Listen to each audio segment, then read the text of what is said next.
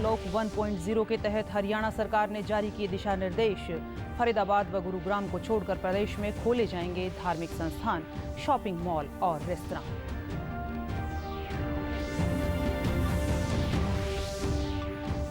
ग्रामीण अर्थव्यवस्था को बढ़ावा देने और किसानों की मदद के लिए राष्ट्रपति ने लागू किए 2 अध्यादेश। देश में कहीं भी फसल बेच सकेंगे किसान।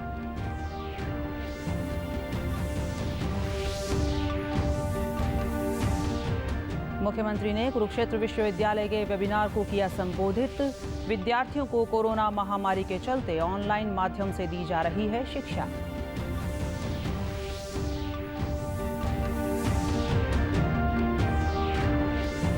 और युवाओं को रोजगार उपलब्ध कराने के उद्देश्य से हरियाणा उद्यम मेमोरेंडम पोर्टल शुरू।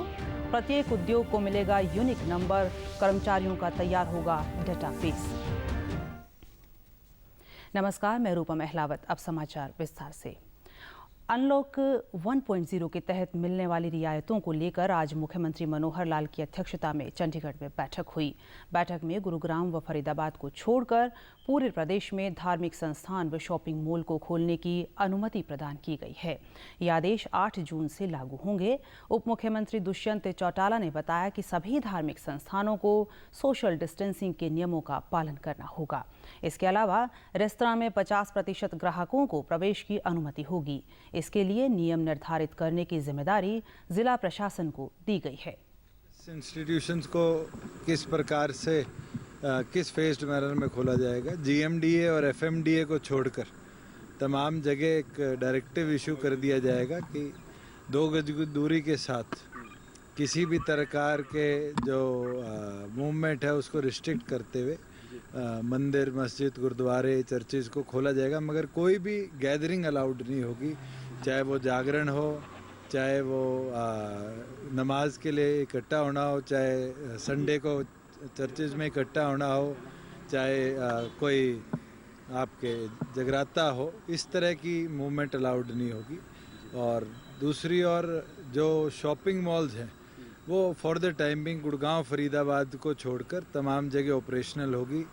रेस्टोरेंट्स जो हैं वो 50% कैपेसिटी पे फंक्शनिंग परमिसिबल हैं।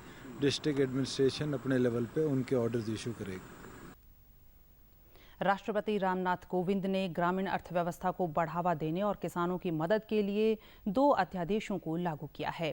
कृषक उत्पाद व्यापार एवं वाणिज्य प्रोत्साहन एवं सुविधा अध्यादेश 2020 और मूल्य आश्वासन तथा कृषि क्षेत्र सेवा अध्यादेश 2020 पर कृषक सशक्तिकरण और संरक्षण समझौता, इन दोनों अध्यादेशों को केंद्रीय मंत्रिमंडल ने हाल में मंजूरी दी थी। ये अध्यादेश कृषि उपज में निर्बाध व्यापार को सक्षम बनाएंगे और किसानों को उनकी पसंद के प्रायोजकों के साथ जुड़ने के लिए सशक्त करेंगे। कृषि मंत्री नरेंद्र सिंह तोमर ने सभी मुख्यमंत्रियों का पत्र लिखकर इन अध्यादेशों की जानकारी दी और सुधारों को अमल में लाने के लिए उनसे सहयोग का आग्रह किया। उन्होंने नए सुधार के माहौल में कृषि क्षेत्र की वृद्धि और विकास में उनसे निरंतर सहयोग का अनुरोध किया। किसानों को मुक्त व्यापार करने और उनकी उपज का बेहतर दाम दिलाने के लिए केंद्र सरकार के फैसले से किसानों में खुशी की लहर है। इन फैसलों के तहत जहां किसान अपनी उपज को देश भर में कहीं भी बेच सकेंगे, वहीं उन्हें प्रसंस्करण इकाइयों, थोक व्यापारियों, बड़ी कंपनियों और निर्यातकों के साथ पहले से तय कीमतों पर समझौते की छूट होगी। इस संबंध में राष्ट्रपति रामनाथ कोविंद ने भी अध्यादेश जारी कर दिया है। फरीदाबाद जिले के किसान जिले सिंह, अमर सिंह और सोरन तथा मोतीलाल कौशिक ने कहा कि मोदी सरकार किसानों के हितों के लिए काफी कदम उठा रही है। अब नए फैसले के तहत किसान अपनी फसल पूरे देश में कहीं भी अच्छे दामों पर बेच सकते हैं। किसानों ने कहा कि पहले हम अपनी फसल सिर्फ बल्लभगढ़ में बेचते थे, लेकिन अब वह अपनी फसल ऐसी मंडी में जहां उन्हें अच्छे भाव मिल रहे होंगे वहां भी बेच सकते हैं। सरकार ने किसानों के लिए बहुत अच्छा सोचा है। वे पहले से तय कीमतों में भी समझौता कर अधिक मूल्य प्राप्त कर सकते हैं। मोदी सरकार ने हमारे लिए बहुत कुछ किया है किसानों के लिए, और हम अपनी फसल को कहीं भी बेच सकते हैं, अच्छे दामों पे बेच सकते हैं, अच्छे पैसे मिलते हैं। पहले हम बल्लभगढ़ में बेचते थे, अब कहीं भी जा सकते हैं, कहीं भी बेच सकते हैं। जहाँ भी मंडी है या अपने खुले गाँव में कहीं रास्ते में बेच सकते हैं। कोई भी व्यापारी मिल जाए या कोई भी वैसा मिल जाए, हमें सबको दे सकते हैं।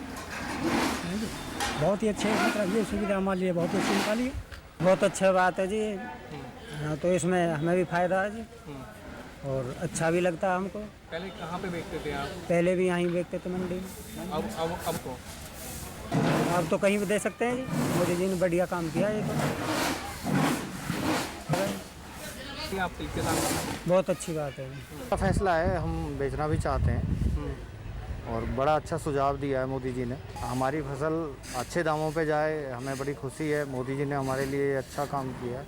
2000 है तो हम मतलब कि 2200-2500 तक का बेचने का वो है। हमारा अच्छा गेहूँ है, बढ़िया गेहूँ है। मुख्यमंत्री मनोहर लाल ने आज कुरुक्षेत्र विश्वविद्यालय के एक वेबिनार को संबोधित करते हुए कहा है कि कोरोना काल के दौरान भी हरियाणा में ऑनलाइन सिस्टम के माध्यम से पढ़ाई करवाई जा रही है। ऑनलाइन माध्यम से 52 लाख विद्यार्थियों को शिक्षा दी जा रही है। इसके अलावा शिक्षा सेतु ऐप से 2 लाख विद्यार्थियों को जोड़ा गया है। साथ ही विद्यार्थियों को व्हाट्सएप के द्वारा भी शिक्षा दी जा रही है।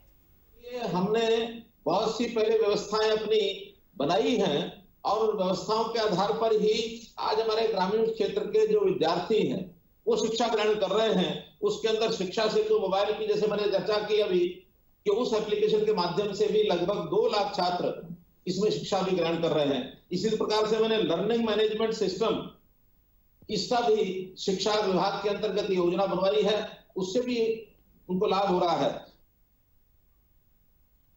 उन्होंने कहा कि श्री विश्वकर्मा कौशल विश्वविद्यालय पलवल द्वारा युवाओं के लिए कई रोजगारपरक कार्यक्रम शुरू किए गए हैं जो उन्हें भविष्य में रोजगार प्रदान करने में सहायता करेंगे। उन्होंने कहा कि एजुकेशन लोन को और सरल किया गया है।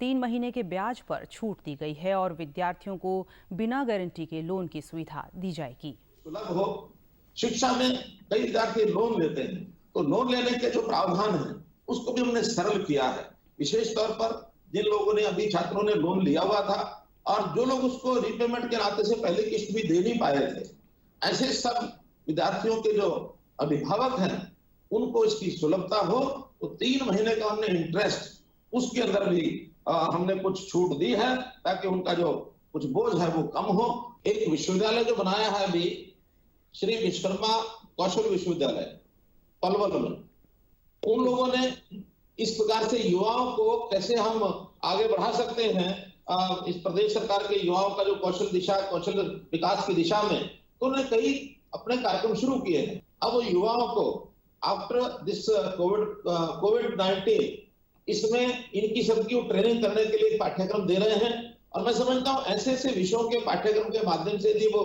कुशलता अपनी प्राप्त करते हैं तो निश्चित रूप से उनको आगे अवसर मिलेगा कि आज जो ऑनलाइन सिस्टम सब शुरू हो रहे हैं उसमें उनको रोजगार भी मिलेगा। हरियाणा के मुख्यमंत्री मनोहर लाल ने सभी प्रकार के सूक्ष्म, लघु, मध्यम और बड़े उद्योगों को एक ही मंच पर लाने के उद्देश्य से हरियाणा उद्यम मेमोरेंडम पोर्टल लॉन्च किया है। इसके तहत दुकानों, MSME, बड़े और मेगा उद्योगों को सरकार की ओर से एकीकृत तरीके से अनुमति और सेवाएं दी जा सकेंगी। इस पोर्टल पर पंजीकरण करने वाले प्रत्येक उद्योग को एक यूनिक HUM नंबर जारी किया जाएगा। पंजीकृत उद्योगों को अपने कर्मचारियों का पूरा विवरण अपलोड करना होगा। मुख्यमंत्री ने इस अनूठी पहल की सराहना करते हुए कहा कि यह पोर्टल हरियाणा में पंजीकृत सभी प्रकार के उद्योगों के साथ साथ इसमें काम करने वाले कर्मचारियों का पूरा डेटाबेस बनाने में मदद करेगा। इस तरह तैयार डेटाबेस भविष्य में कल्याणकारी नीतियां तैयार करने में राज्य सरकार की मदद करेगा। किसी भी प्रश्न या जानकारी के लिए कोई भी टोल फ्री नंबर 1800200023 पर संपर्क कर सकता है। हरियाणा सरकार ने पद्म पुरस्कारों के लिए नामांकन आमंत्रित किए हैं। देश के सर्वोच्च नागरिक सम्मान पद्म विभूषण, पद्म भूषण और पद्मश्री पुरस्कार गणतंत्र दिवस के अवसर पर 26 जनवरी 2021 को प्रदान किए जाएंगे। सरकारी प्रवक्ता ने बताया कि मुख्य सचिव द्वारा राज्य के सभी अतिरिक्त मुख्य सचिवों, प्रधान सचिवों, मंडलायुक्तों तथा उपायुक्तों को भेजे गए पत्र में कहा गया है कि वे पद्म पुरस्कार प्रदान करने संबंधी अपनी सिफारिश राज्य सरकार को 10 अगस्त तक भेज सकते हैं। वहीं भारत सरकार के युवा कार्यक्रम एवं खेल मंत्रालय द्वारा वर्ष 2017-18 तथा वर्ष 2018-19 के राष्ट्रीय पुरस्कारों के लिए पोर्टल पर ऑनलाइन आवेदन मांगे गए हैं। इसके लिए आवेदन करने की अंतिम तिथि 26 जून 2020 2020 है। सरकारी प्रवक्ता ने बताया कि श्रेष्ठ राष्ट्रीय युवा योग्यता पुरस्कार के लिए आवेदनकर्ता युवक युवती की आयु 1 जनवरी तक 15 से 29 वर्ष के बीच होनी चाहिए और वह भारत का नागरिक होना चाहिए।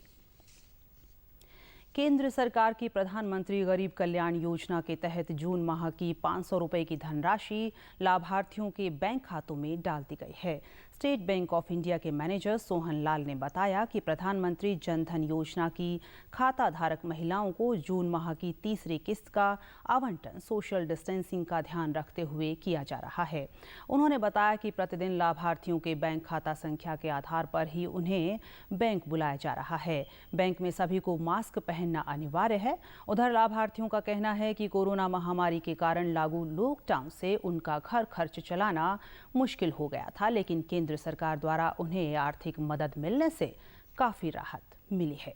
और हम कस्टमर्स को आवंटित कर रहे हैं। सोशल डिस्टेंसिंग की पालना हो रही है, मास्क और सैनिटाइज़र यूज़ हो रहा है और सभी कस्टमर इससे काफ़ी खुश है। तो हम भी प्रधानमंत्री जी का बहुत बहुत धन्यवाद करते हैं भी इस माहौल में वो गरीबों के लिए सोच रहे हैं और उनकी सहायता की जा रही है। मोदी सरकार का धन्यवाद करती हूँ। आपने 3 बार हमारे को गरीब को पैसे भेजे हैं, आपको धन्यवाद करते हैं। और लॉकडाउन में हमारे पास 1 रुपया भी नहीं था, आपने बहुत बहुत मदद करी है हमारी जी। 3 वारी आ गए जी, बढ़िया गुजारा होंदा जी साडा। जे 3 वारी पैसे सरकार ने पैसे साढ़े तो आ गए 500 रुपया 3 वारी आ चुके जी। मोदी सरकार मैं धन्यवाद करती हूँ जिसने साढ़े सब खाते में 2-2 बार 3-3 बार पैसे डलवाए हैं। सानू कोई तकलीफ नहीं, असी आपदे घरे अच्छा चंगा गुजारा करते हैं। संघ लोक सेवा आयोग ने सिविल सेवा समेत तमाम स्थगित परीक्षाओं और आगामी परीक्षाओं का नया कैलेंडर जारी कर दिया है। नए शेड्यूल के मुताबिक सिविल सेवा प्रारंभिक परीक्षा अब 4 अक्टूबर को आयोजित होगी। पहले ये परीक्षा 31 मई को होनी थी, लेकिन कोरोना महामारी के कारण इसको स्थगित कर दिया गया था। इसके साथ ही सिविल सेवा परीक्षा 2019 के शेष साक्षात्कार आगामी 20 जुलाई से दोबारा शुरू हो जाएंगे। संघ लोक सेवा आयोग द्वारा सिविल सेवा परीक्षा के अलावा और भी कई भर्ती परीक्षाएं आयोजित की जाती हैं। नया कैलेंडर आयोग की वेबसाइट upsc.gov.in पर देखा जा सकता है। सड़क परिवहन और राजमार्ग मंत्री नितिन गडकरी ने राजमार्गों पर होने वाली दुर्घटनाओं में कमी लाने के लिए राष्ट्रीय जागरूकता अभियान का शुभारंभ किया। वीडियो कॉन्फ्रेंसिंग के जरिए अभियान शुरू करते हुए गडकरी ने बताया कि देश में हर साल 5 लाख सड़क दुर्घटनाएं होती हैं, जिनमें करीब 1.5 लाख जाने जाती हैं। उन्होंने कहा कि वे अगले वर्ष मार्च तक इसमें 20 से 25% तक की कमी लाने का प्रयास कर रहे हैं। देश भर में 5000 ऐसे स्थानों की पहचान की गई है जहां अक्सर दुर्घटनाएं होती हैं। दुर्घटना के कारणों को दूर करने के लिए अस्थायी और स्थायी उपाय तात्कालिक आधार पर किए जा रहे हैं। सड़क परिवहन मंत्री ने बताया कि मंत्रालय सड़कों पर होने वाली दुर्घटनाओं में पशुओं की मौत को रोकने के बारे में भी जागरूक है। उन्होंने कहा कि मंत्रालय ने सभी एजेंसियों से अनुरोध किया है कि वे इस संबंध में देहरादून के भारतीय वन्य जीव संस्थान द्वारा जारी पुस्तिका में दिए गए प्रावधानों पर भी अमल करें। श्री गडकरी ने एनजीओ और सामाजिक संगठनों से भी अनुरोध किया कि वे सड़कों पर दुर्घटनाओं की अधिकता वाले स्थानों के बारे में मंत्रालय को जानकारी दें ताकि आवश्यक सुधारात्मक उपाय किए जा सकें। प्रदेश से जुड़ी खबरों को विस्तार से जानने के लिए आप हमारे साथ फेसबुक, ट्विटर और यूट्यूब के माध्यम से भी जुड़ सकते हैं। हमसे जुड़ने के लिए आप हमारे सोशल मीडिया हैंडल को फॉलो कर सकते हैं।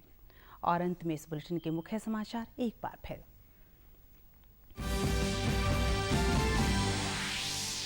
अनलॉक 1.0 के तहत हरियाणा सरकार ने जारी किए दिशा निर्देश।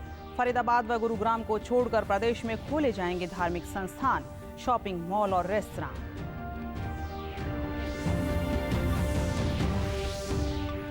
ग्रामीण अर्थव्यवस्था को बढ़ावा देने और किसानों की मदद के लिए राष्ट्रपति ने लागू किए 2 अध्यादेश।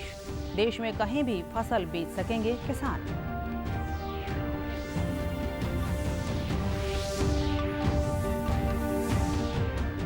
मुख्यमंत्री ने कुरुक्षेत्र विश्वविद्यालय के वेबिनार को किया संबोधित।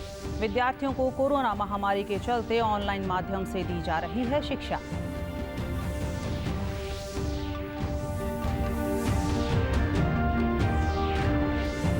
बेरोजगार युवाओं को रोजगार उपलब्ध कराने के उद्देश्य से हरियाणा उद्यम मेमोरेंडम पोर्टल शुरू। प्रत्येक उद्योग को मिलेगा यूनिक नंबर, कर्मचारियों का तैयार होगा डेटाबेस। समाचारों में आज इतना ही। नमस्कार।